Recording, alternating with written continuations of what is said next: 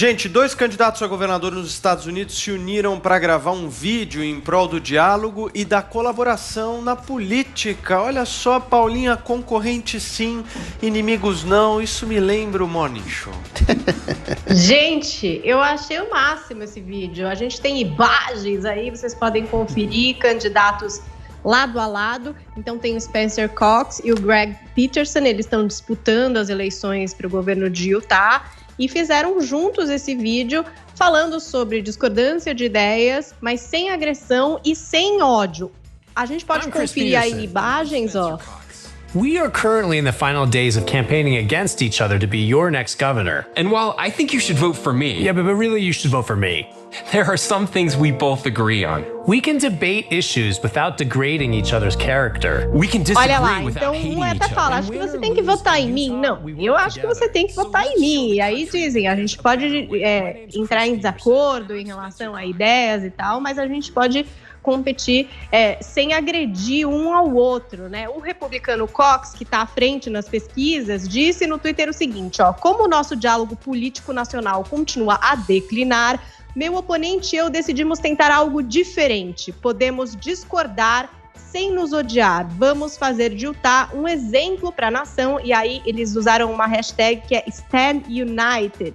E aí o democrata Peterson também compartilhou esse vídeo, estendendo a proposta de união para as eleições nacionais. Então disse assim, ó: com as profundas divisões em nosso país, é preciso graça e coragem para tentar trabalhar juntos. Não importa quem ganhe a eleição presidencial, todos devemos nos comprometer com uma transferência pacífica de poder. E também essa hashtag Stand United. Bonitinho, vai. Será possível fazer isso no Brasil? Quem estaria ali no lugar? Seria Bolsonaro e quem, por exemplo, nas próximas eleições presidenciais? Ciro, Bolsonaro e Ciro, duas pessoas assim que com certeza eles iam se comportar dessa forma. Joel, deixa eu te perguntar uma coisa. Política propositiva sem ataques, com colaboração entre oposição e situação, tudo lindo, perfeito, maravilhoso. Isso é possível? Tudo lindo, perfeito e maravilhoso não é possível, mas dá para ser muito melhor e menos combativo e menos destrutivo do que tem sido hoje em dia a política. Isso nos Estados Unidos é engraçado de mensurar. O posicionamento dos deputados, né, dos congressistas no Congresso americano, como das últimas décadas para cá, antigamente tinha muitos centristas, democratas mais de centro, republicanos mais de centro, concordavam em muitas coisas. Hoje em dia está cada vez mais polarizado, é cada vez mais impossível haver qualquer diálogo, qualquer discussão propositiva entre os dois partidos lá nos Estados Unidos. Isso é muito ruim para a sociedade. O governo trava. Diversas vezes, o Obama, por exemplo, ficou travado por causa do Congresso, presidentes republicanos a mesma coisa. Então é destrutivo para a política. A coesão social piora também, porque a confiança entre as pessoas se deteriora. O outro lado é visto não como alguém que discorda de você, mas minimamente quer o bem do país também, não. O outro lado são pessoas que querem destruir o país, que querem ter uma agenda nefasta de inimigos e não sei o quê. Alimenta-se teorias da conspiração dos dois lados também.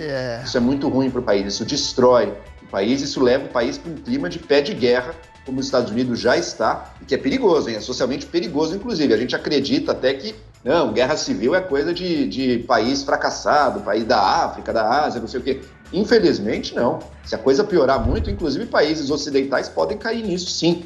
Então, a destruição do tecido social americano, e não só americano, né? Vários países, o Brasil também está nessa. É uma coisa muito séria e que tende a piorar graças, eu acredito, à dinâmica dessas redes sociais. O que eu não sei é o seguinte, acho muito bonita a iniciativa dos dois candidatos aí, acho muito bonito. É claro, é um pouco idealizada. No dia a dia da política, a disputa se torna um pouco mais ferrenha. Mas é positivo eles estarem passando esse símbolo, essa mensagem para a população. O que eu não sei é até que ponto o público está com eles, até que ponto o eleitorado vai abraçar esse tipo de mensagem. Eu torço muito para que sim, mas eu ainda não estou convencido. Adriles, você acha que isso é possível? Cara, é possível, mas é utópico. Na verdade, essa síntese dialética, né, tese, antítese, síntese, que vem lá de Platão, é a base e o princípio básico da democracia, né? A democracia se faz de contraste, de opiniões em contrário, para chegar a um tipo de convergência. Claro que existem alguns princípios que são inarredavelmente opostos. Por exemplo, defesa ou o ataque ao aborto. A pessoa vai dizer que um princípio, um feto, um embrião, é um princípio de vida, a outra pessoa vai dizer que é o direito da mãe, aí o outro vai chamar o outro de assassino. O tamanho do Estado, por exemplo, é um princípio até conciliável. Como é que você vai fazer um Estado mínimo num país que tem gente morrendo de fome agora? Você tem que dar um tipo de assistencialismo. Exemplos crassos. Mas a questão de fundo é questão simplesmente que existe hoje no mundo, não só no Brasil, não só nos Estados Unidos, uma hegemonia de um princípio de visão de mundo que é progressista. E isso une governos, entidades suprapartidárias, como o OMS, a ONU, que quer impor goela abaixo um único viés de princípio de mundo progressista, e aí você causa exatamente como sintoma, um ataque do lado oposto, de conservadoristas, de direitistas que sejam, que cria esse tipo de animosidade, né? Quando você tem uma ditadura subliminar de uma única visão e conceituação da vida, você cria exatamente aquilo que eu falei, uma ditadura. E aí, em resposta a essa ditadura, o princípio democrático, ele tem que, de alguma forma, ser exacerbado, incisivo, porque esse tipo de ditadura subliminar que a gente vive é o que a gente fala sempre aqui, que chama as pessoas de racistas, de nazistas, de fascistas. Eu vi ontem uma live lá com o humorista lá, o Porchat, em que a moça fala que o governo Bolsonaro está matando pretos e pobres. Ou seja, é um tipo de critério que fala que sempre o bandido é bom e é um produto da selvageria, da civilização, que inocula o mal no indivíduo, né? Que não é exatamente conciliável. Não é conciliável você se unir contra alguém que te despreza. E esse desprezo é exatamente oriundo de uma ditadura subliminar progressista.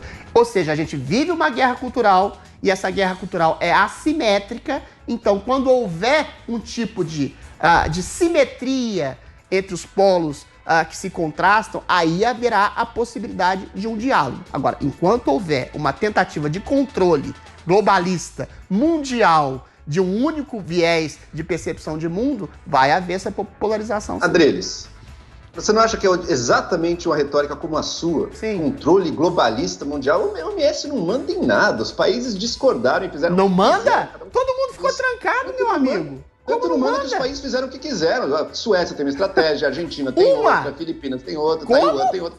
Cada país fez o que quis nessa pandemia. A OMS tem o poder máximo de recomendar. A OMS recomenda coisas. Nossa, que perigo. Você deu o que pior poder de todos os terrível exemplos. da OMS. A gente fez as políticas aqui no Brasil porque quis. O Bolsonaro não quis quarentena nacional porque não quis. O governador quis quarentena estadual porque quis. A OMS não manda em absolutamente nada. 99% das nações com pressão socioeconômica cultural obedeceram exatamente ao OMS. Só a Suécia. Só a Suécia não fez. Ô, Jodriles, se os dois falarem, ninguém entende, pô. Vamos lá. Vai, Joel. Calma, Adriles. Cada país fez o que quis. A maioria dos países utilizou algum tipo de isolamento social, porque justamente isso é o que as evidências científicas estão mostrando, mas todos tiveram a plena liberdade. O que a OMS fez contra a Suécia? Não fez absolutamente nada. Assim como não fez contra o Japão, assim como não fez contra a Holanda, que seguiu por outros princípios no início, assim como não fez contra a Inglaterra, que no começo queria uma unidade de rebanho. A OMS não faz nada. Só voltando ao ponto final. Bem rápido. Na dialética da democracia existe um ponto que não pode ser perdido de vista.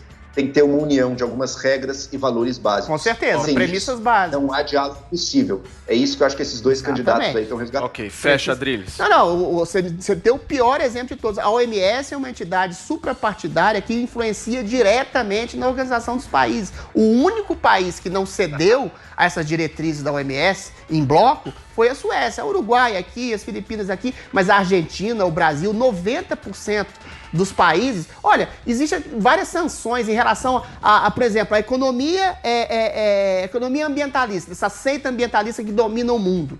Se você não se coaduna essas entidades suprapartidárias, União Europeia, Greta Thunberg, ONU, o que acontece? Sanções econômicas. Sanções econômicas. Ou seja, eu estou dando um exemplo prático de um tipo de ideologia que comanda, inclusive, as ações socioeconômicas. E alguém que quer dizer, por exemplo, ferrar os produtos brasileiros, vai usar esse argumento falso errôneo ou no minimamente contestável de que o Bolsonaro está queimando a Amazônia para ferrar com o Brasil. Ou seja, essa pseudo-liberdade que você coloca é totalmente obnublada por essas entidades supranacionais, globalistas, que querem impor, sim, um princípio progressista de visão de mundo. E por isso que há esse confronto chamado guerra cultural, meu amigo. É só isso.